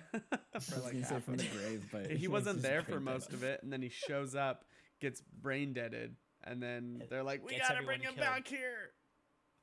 I was telling Alec earlier, I'm Oh. like, is this like some weird like anime Macbeth or some shit like that? It's just like there's just a lot of patricide, Yeah, Yeah. crazy people. Yeah. Crazy It's people. just like I don't. There's deception and all this crap. Like it's weird. It's a loaded story. That is Yeah. for sure. But all in all, I enjoyed it. It was a a wild fun ride, but ride. it was fun. Yeah. I agree. It's a good. Yeah. I feel like it Right. ended like how I wanted it to end. Like Tsukasa got his just desserts. Your boy Hayashi is kind of like remembered as like this long forgotten Jedi kind of character. We got Satoru and what's his name? Hiroki. Hiroki. Hiroki, yeah. I want How to could I say forget Hayuki or something. That's not right. That's not You right. could have just said pet. The pet. And Yeah, the yeah. pet, the dog. The main pet. They get away and kind of get to this the promised Neverland or whatever you want to call it. To a hillside. It was wild. They kind of set it up too for like a potential for another season. I don't Sounds watch think it. I It's want gonna get that. good.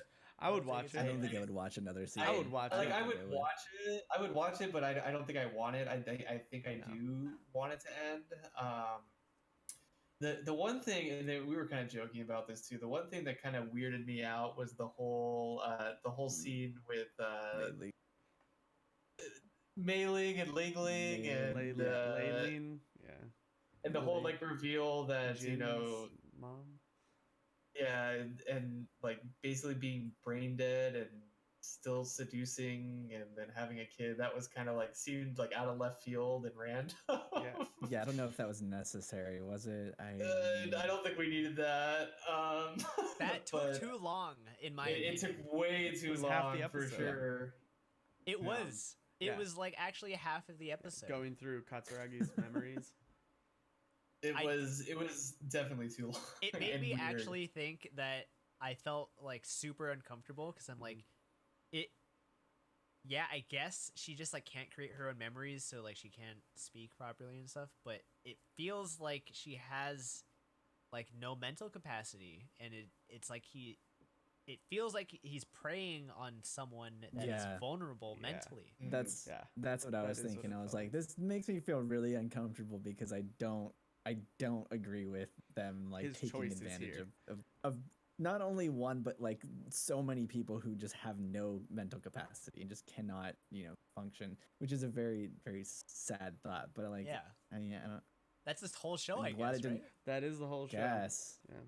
essentially. But I mean, all right. So well, the thing is, it's like yes, I guess they It's all are a kind of metaphor. taking advantage of them because they're like seducing them into like the company and being their pet, but they're also sort of giving them Life, a life, I I guess.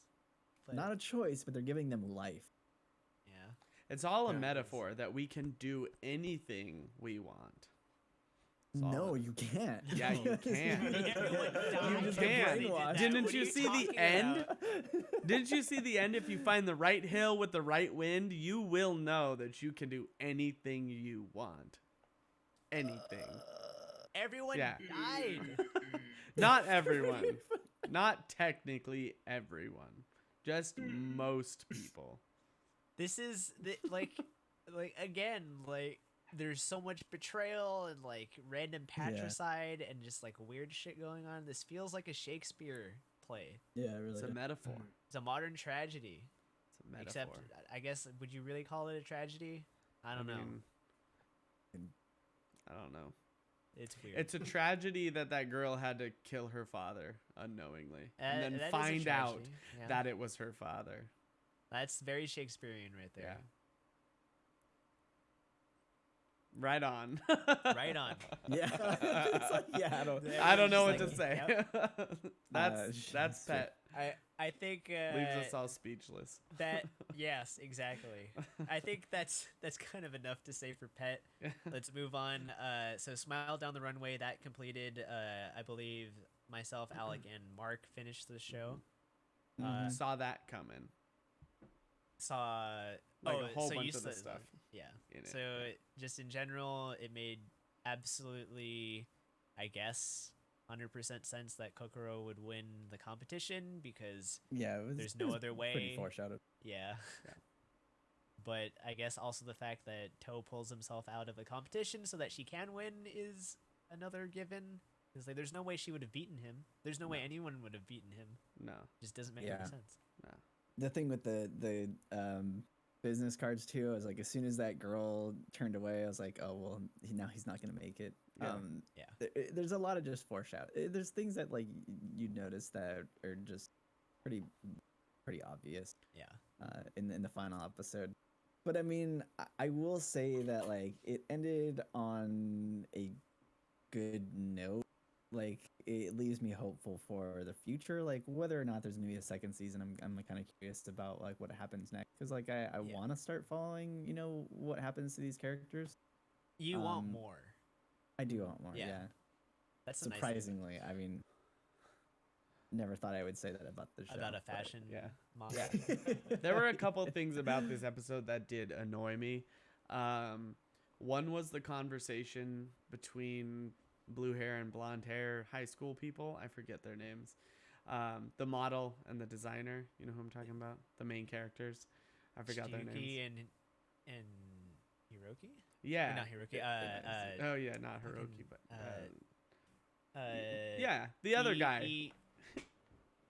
Was it Itsuki? Ito? Tsugumi. No. I don't know. Anyways, I already forgot He's his just name. throwing out Japanese names Yeah. right now. they had a conversation where she was saying, "Oh, now get on my level," and I just was annoyed by that because she was like, "Oh, catch up to me." Oh, you mean you who's been modeling since you were like You don't like her 8? character though. I don't. Yeah, you no. don't like her character. But I That's- was just, I feel still like that was in found that. character for her though. That's her way of encouraging him. Yeah, but I was just like, Yeah. that's still just a dumb thing to say. Like, catch up to me. You know Get Get on my 15 level, years in bro. 6 months now. Get on my All right, level. idiot. Well, what annoyed me, all right, so I will agree that did annoy me, but it That annoyed me for first. different reasons because I wanted them to grow together. And that's what annoys Not me. as is rivals. They turned into a I rivalry. agree. I agree That with might be part of Yeah. why it annoys me so much.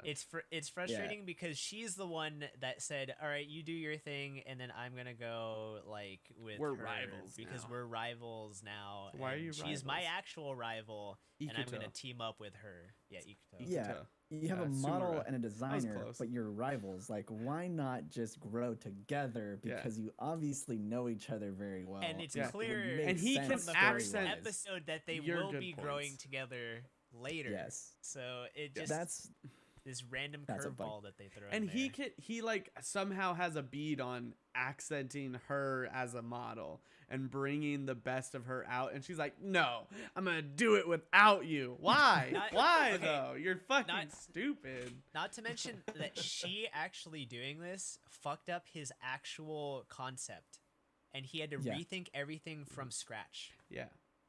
And so We're I rivals. feel like that like while he Selfish did go back bitch. to he did go back to what he was comfortable with, which is kind of just ordinary everyday clothing that that he made for his family, something But any it was all person can dedicated to wear. his family essentially. It was like a love Mhm. song to how much he loves his family, his younger sisters, his mother.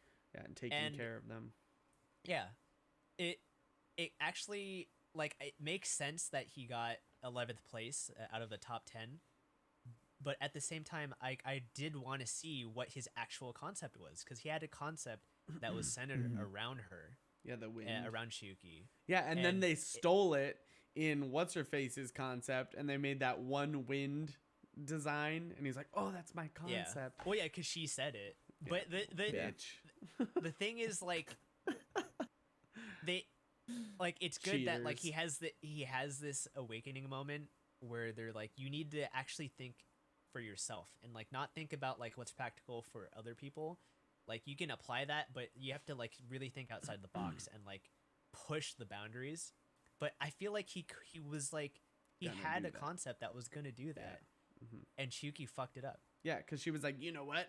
That's my rival, and now you're gonna be my rival, and fuck you, and fuck you, and fuck because you. She's I'm got angsty. Some weird, like, jealousy thing with He's got Kokoro. a complex, like, yeah. Well, she has a complex towards, like, everybody who is successful, not only talented, but, like, and successful because of their talent. It's like she feels like she has talent. Extra hard. Yeah. She just doesn't have height. She doesn't have genetic talent. Yeah, she's just genetic. She doesn't have genetics, but she has talent. Yeah, and that's the thing that, like, throws me off. I like her character. Don't get me wrong. I like her character, but I think that some of the decisions that they made in the show kind of just irked me. The other thing that annoyed me was the conversation with the girl who was a pattern maker for Toe. Yeah. Her. That one annoyed me. She's like, you could have helped us. If you were only on our team, give up your dream for him, please. And it's like, girl, you. Yeah, I mean, like I saw that. You realize that you're not as good as a kid in high school. Yeah. Maybe you should be thinking about yourself. Yeah. Yeah. So that annoyed anyways, me. Final impressions on Smile Down the Runway. Out of 10, what would you give it?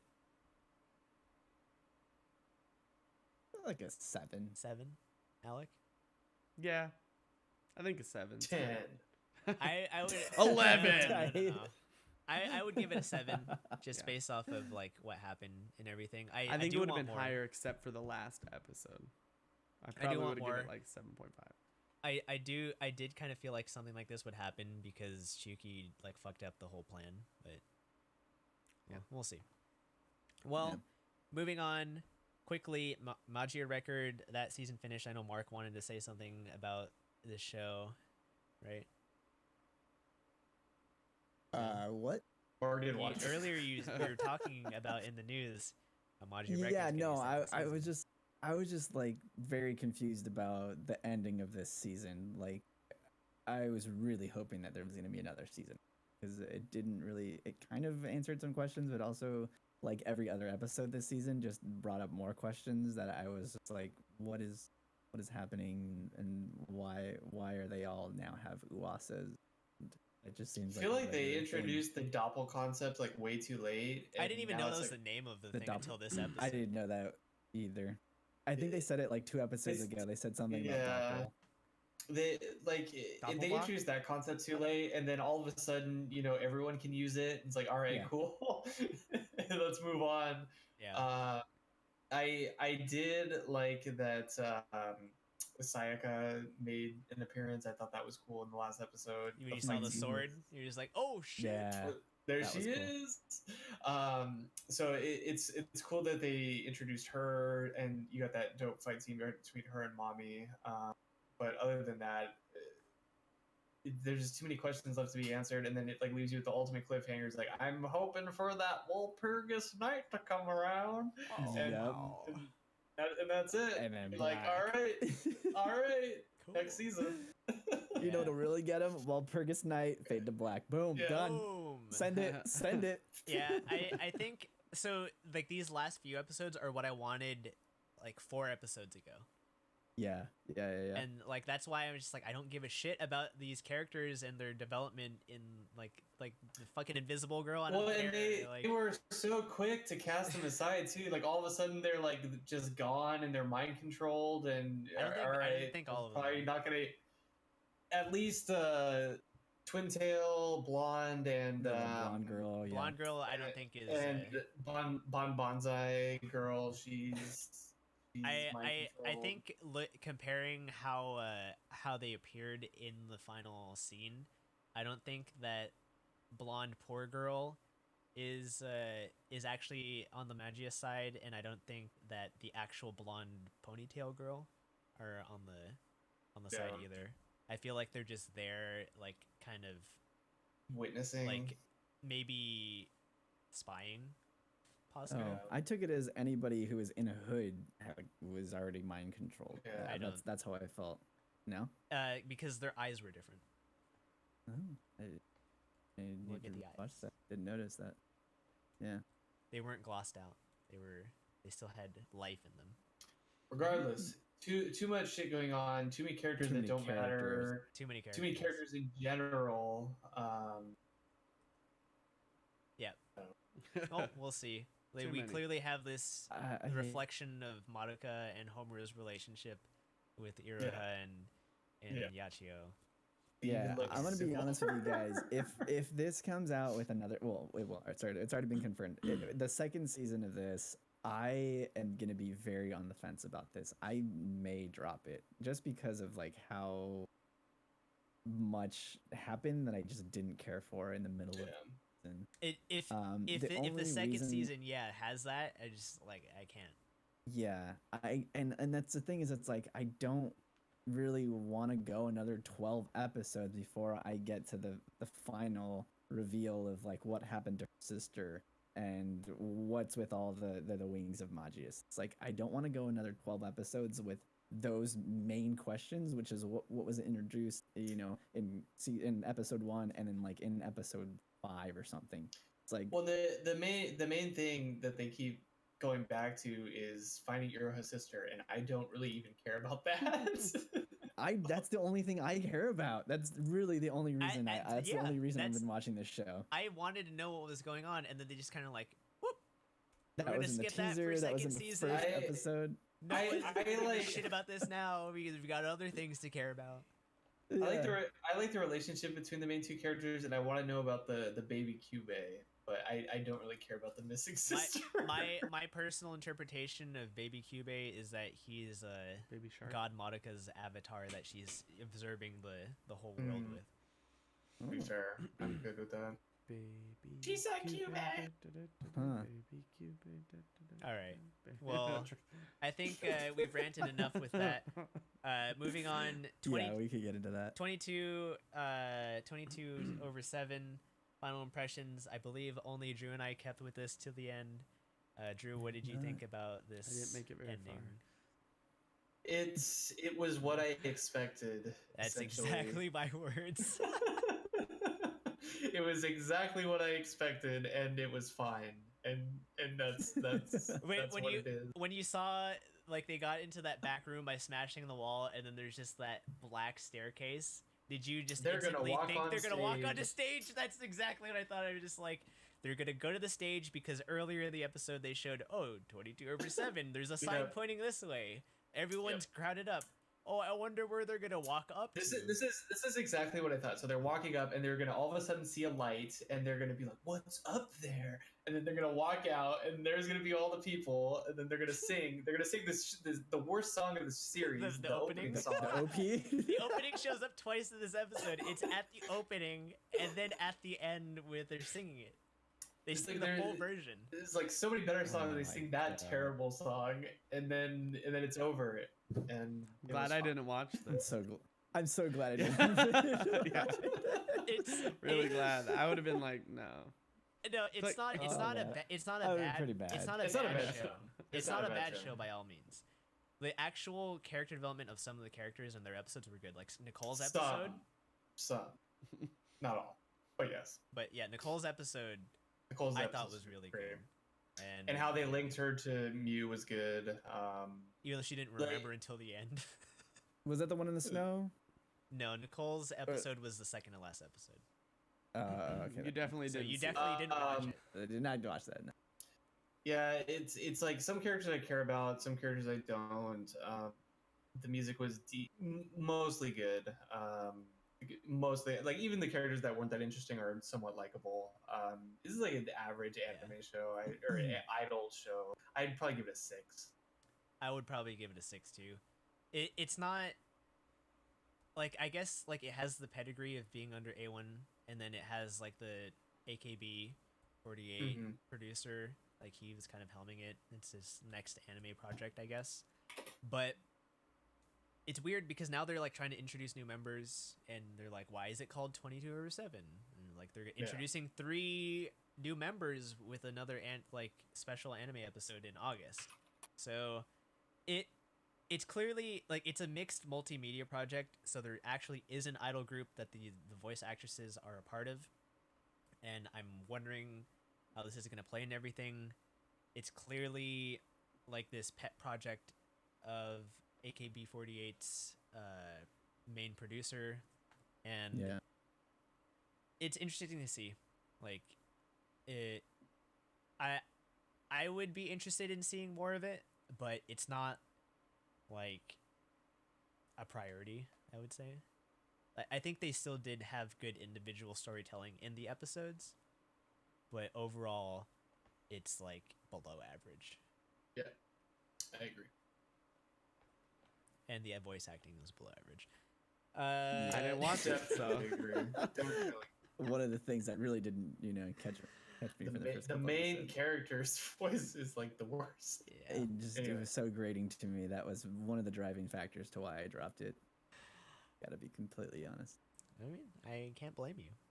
Well, I guess I know yesterday while we were putting the script together, Mark and Alec had a debate over Dorohedoro and Darwin's Game. And then we came to an agreement. They came to an agreement that they can both agree to disagree. Not like each other's shows. But this is the thing that's great about like, anime and just having like opinions in different like genres and shows. It's like we both said, all right, I dropped Darwin's Game, Alec dropped Dorohedoro. And I said like, you know what, it's not a bad show. I just didn't want to watch anymore. But I think that like Dorohedoro is a great show. And then Alec was like, I was like, no, I don't remember how it happened. I'm pretty sure I had a misunderstanding because I was like, you just called it bad, and I don't think it's bad. You know what? Screw you. That. Yours is bad. Yeah. And then we were like, sitting there listening to you guys calling each, like, they're like, Alex just like, well, it's not bad. Like, don't call it bad. And Mark's like, well, I didn't say it's bad, but Dorohedoro's not bad. Don't call it bad. And then it just like I just didn't say it was good. And I was like, well, it is good. It's good for the same exact reasons. It's enjoyable and it's nonsense. Yeah. It's just wild. And then I was like, I wouldn't say it's good, but I'm not gonna say it's a bad show. But I think Dorohedoro is a great show. So and then we finally got to the end, and it was like, well, I watched it. My point was like, I'm not watching Dorohedoro because it's very similar to Darwin's Game. It's just like a bunch of nonsense. At its basest, I'm not trying to insult your show, Mark. And then we were just like, all right, well, you can watch your show and I'll watch my show. But you made a good point. That's kind of the fun part about anime is you can get into these ridiculous debates about shows that are very similar yet very different and be like, your show's bad. No, your show's bad. And be like, all right, well, it's not really bad. You can like it. And then after all is said and done, I still went, but Dorohedoro's bad. And I was like, and I'm not gonna watch Darwin's Game. Like, that's how you guys came to an agreement. And I thought that debate was just really funny. And it was like, because we were like yelling at each other. Like, it was like a 5-minute shouting match. It was. Like, and as Rolando's making script, he's like, I'm gonna include this in here. I'm gonna just writing it down. Like, why aren't you guys debating this on the show? Yeah, we should have been. All right. I guess Mark, I'm on your side for that battle though. Yeah, he definitely is. You didn't even watch Darwin's Game. You don't count. I know I got one. You don't count. You didn't even watch the first episode. So, do we have did anyone finish Izoken? I did. No. Mark did. I didn't see the last couple of episodes yet. Easy breezy. I loved this show, man. I think this is probably number 2 for me for this season. I really, really loved this show. It was creative. It was imaginative. It had great music. The animation style was great. Dude, I really, really, really liked this show. it was just such an enjoyable watch. I actually really look forward to watching this show every week. And I hope that we get more of it. I don't even know. I didn't even look up if this is based on a manga or not, or if this is an original draft or what. But I hope we get more. 'Cause, yeah, I love this show. Cool. 9 out of 10. 9 out of 10. Damn. Wow. Next Violet Evergarden. No. Oh, whoa. Drink, Mark. I feel like I don't have any more to drink. the concept was cool and like the animation style was different, and I thought it was kind of interesting, like how they kind of tied in. Like it's weird because it's that animation style. You're not really sure what's reality and what's animated. I don't think it's gonna get another season just because it seems like that type of show. You know, it seems like it would do well as like a one-off. Like this was a great project, and like people will love it. Really enjoyed it. Yeah, people really enjoyed it, and like that was it. Like, you know, and then that's totally done. But that's it just like won't the basis sell of well. Bakuman, like where it's like you want to have this really short-lived but like very very widely loved series, and like that's it. And then people will just say that was awesome. You know, it was a great experience. I can see that happen. I feel like it's not going to sell well at all, like Blu-ray wise, and so it's just not going to get another season. I don't know, man. It seemed really popular in Japan. Like when I posted that video on Twitter, like that got like a couple million views on that video. That like little kid in the tank dancing to the opening song. Like it was a really popular video. That's because I don't know. Cute. It seems like I mean, yeah, but like it was a child in a costume dancing to an anime opening. We were like, I feel like, you know, it had to have some sort of, you know, movement behind it too. Like people had to be like, you know, finding it somehow. But I don't know. It seemed like it was popular in Japan. I don't know. You have to look at the actual sales charts to see people actually. Yeah, I think that's I didn't finish the show, but I did enjoy what I watched.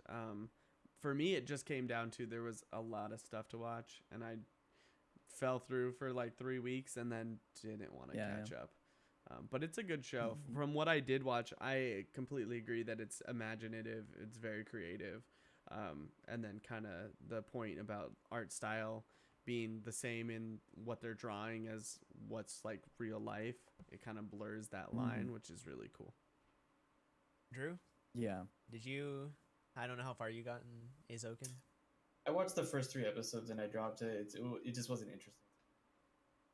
All right. Fair enough. And that's fair. Wrong. Yeah. No. We started a debate right now. No. So Mark could judge me for like shows that I would watch and would be a Drew show. Does Eizouken strike you as like a show that I would like? No. 100% it does. I'm actually surprised you gave it 3 episodes. To be honest. I thought you would have dropped it within the first 10 minutes. It was hard to watch 3 episodes, honestly. I wanted to drop it after the first one, but it wasn't as bad as Science Idiots. So, thank you for saying that. At least, yeah. Stein's Idiots. Yeah, because that show's not good. All right. Wrapping things up, we're gonna close out the podcast. Some announcements. Next week, I think we'll be selecting our Orishiri, and like whether we have an Orishiri or not will be decided. But if you have any suggestions for shows that you want to see us cover, you can join our Discord. Link will be posted in chat. It's also on our website. But go ahead and type that in our podcast suggestions, or you can hit up Mark on social media, or just hit up our contact page or our email contact@animeondraft.com. But anyways, once again, our website, animeondraft.com. Find everything, our archive of episodes. You can find the episodes there as well. Links to iTunes, or it's not iTunes now, Apple Podcasts, Google Podcasts, Spotify, everything that our podcast is on. You'll find it there. Our Twitch page, if you're watching right now, thank you for watching. Go ahead and give us a follow if you enjoy the episode, and then turn on notifications if you want to be notified whenever you go live. Our current streaming schedule is Mondays starting between like 7 to 8 p.m. Pacific time, and then once again our Twitter will be posted in chat. When you guys post it, it's copied in our script here. Please join if you want to interact with us on a daily basis. We are trying to be active on there. This is new for us. And then if you want to, hang out and chill with other people on the stream while we're, I guess, streaming, we have a chat in there that's dedicated for stream, and then we'll kind of look in there from time to time during the episode, see if anything is happening. Maybe people have suggestions what they want to hear us talk about, or maybe hear our opinions on. Once again, Twitter, Anime on Draft, or at Anime on Draft. Mark is heralding that. Everyone kind of posts on our Instagram, Anime on Draft Podcast. Once again, search for Anime on Draft, podcast services. All of that is on our website. YouTube, Anime on Draft. All of our VODs will go on there. Generally, they're on Twitch first and then get exported to YouTube. And then contact at Anime on Draft or our contact page on our website.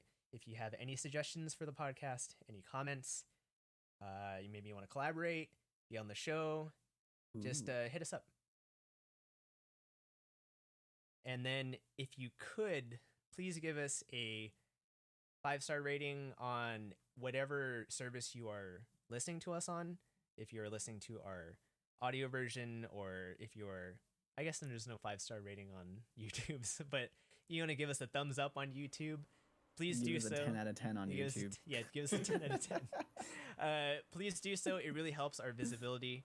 And if you write us a nice review, we'll read it on the show. But I think that about wraps things up. Make sure you like Aoi-chan, because she needs likes. She needs validation. I think Mark, She's did you sensitive. post? Did you post the image? I posted it on Instagram. Yeah, I didn't post it on Twitter yet, but posted on Instagram. Somebody else reposted already, so yeah, thank you. Oh, thank you for that. Go there and like that. Yeah. All right. Well, I think that about wraps up tonight's episode. So goodbye, everybody. We'll see you next week. Maybe we'll have some more, maybe gaming streams, possibly, like just hanging out during throughout the week. Whole isolation. Watch parties too. I think we kind of talked about doing some watch parties. I think that'd be really cool because we got some good movies coming out. The Konosuba movie just so yeah. We'll do easy breezy. But easy breezy. Thank you for listening to episode 144. Bye. Goodbye. Cool. Later.